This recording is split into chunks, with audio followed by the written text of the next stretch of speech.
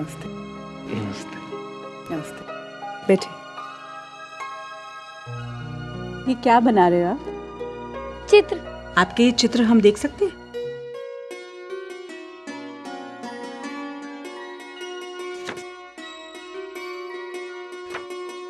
चित्र तो बहुत अच्छे बनाए हैं।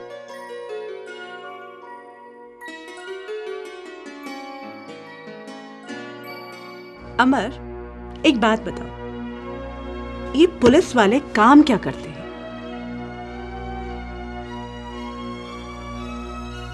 चोरों को पकड़ते हैं। अच्छा अमर, तुम्हें मालूम है हमारे शरीर की एक पुलिस सेना होती है। अच्छा, शरीर की पुलिस? बिल्कुल। और ये शरीर की पुलिस हमारे शरीर के दुश्मनों से हमें बचाती है। शरीर के दुश्मन? वो कौन होते हैं? वो होते हैं बदमाश कीटाणु, बैक्टीरिया, वायरस। ये सब हमारे शरीर के अंदर घुस जाते हैं और हमें बीमार कर देते हैं। बस जब ये हमारे शरीर में घुसने की कोशिश कर रहे होते हैं तो हमारे शरीर की पुलिस सेना मिलकर इनसे लड़ती है और इन्हें शरीर में घुसने से रोकती है। अच्छा, मुझे तो ये सब पता ही नहीं था। पर कभी कभी एक बहुत बड़ा बदमाश वायरस इस सेना पर हमला कर देता है, तब ये सेना बेचारी कमजोर होने लगती है और इस बदमाश वायरस से हारने लगती है। तभी हम बार बार बीमार पड़ते हैं। बिल्कुल सही।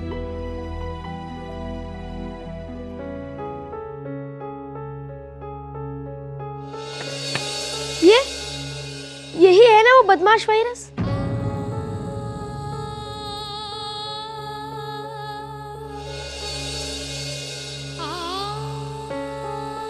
मेरे अंदर भी HIV का बदमाश वायरस है ना, तभी मैं बार बार बीमार पड़ता हूँ।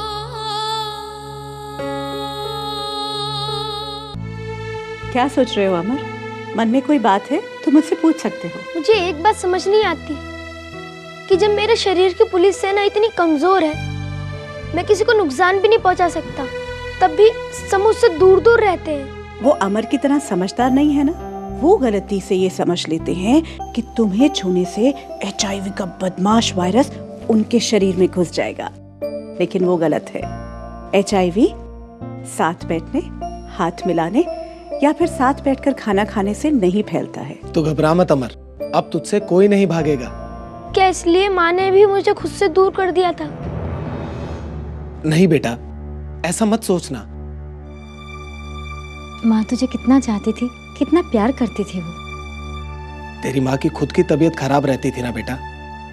उन्हें नहीं पता था कि HIV छूने या गले लगने से नहीं फैलता। अनजाने में ही वो तुझसे दूर रहने लगी ताकि उसकी वजह से तू बीमार ना पड़ जाए। तो अब क्या मैं बार बार हमेशा ऐसे बीमार पड़ता रहूंगा? अगर तुम इस बदमाश वायरस का बहुत सूझबूझ और समझदारी से सामना करोगे ना तो बहुत कम बीमार पड़ोगे। सामना? वो कैसे? पौष्टिक खाना खा के, हर रोज व्यायाम करके और साफ सफाई का ध्यान रख के, जैसे कि खाना खाने से पहले और शौच के बाद हाथ धो के, अपने आप को हर संक्रमण से बचाकर। खाना तो मैं रोज खाता हूँ और हाथ भी धोता हूँ और अब से रोज व्यायाम किया करूँगा।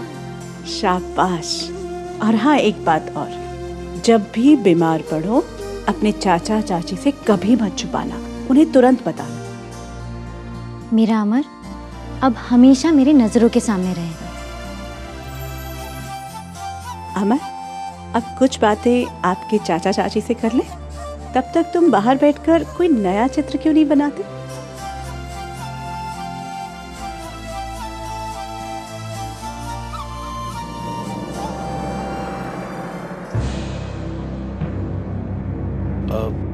डॉक्टर बहन जी, बात क्या है?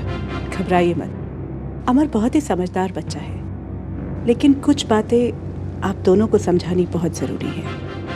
देखिए, अमर की बीमारियों से लड़ने की ताकत कमज़ोर होती जा रही है, इसीलिए आप दोनों को उसके खाने पीने का बहुत ध्यान रखना होगा और समय समय पर उसे ART सेंटर जांच के लिए ले जाना होगा, ताकि पता चल पाए कि उसके शरीर में बीमारियों से लड़ने की ताकत कितनी है।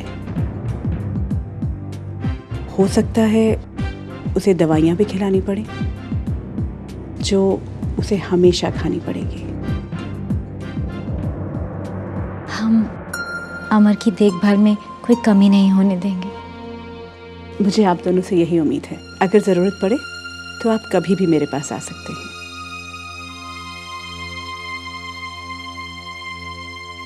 अच्छा,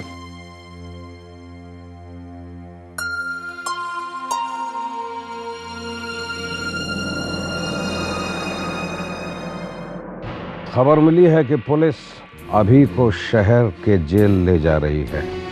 शहर नहीं पहुंचना चाहिए अभी। इंतजाम करो, रास्ते से ही निकाल के उसे देश के बाहर भेज दो। मतलब सब पहले से ही सोच रखा था आपने। आप कमाल है बड़े साहब, कितनी दूर तक प्लानिंग करते हैं। इतनी जल्दी अपनी और हमारी पीठ थपथपाने की जरूरत नहीं है। अभी एक आखिरी चाल बाकी है और जो भी करना है बहुत होशियारी से करना है, क्योंकि शतरंज के खेल में कभी कभी प्यादे भी शय और मात के बीच में आ जाते हैं। जी बड़े साहब, बड़े साहब,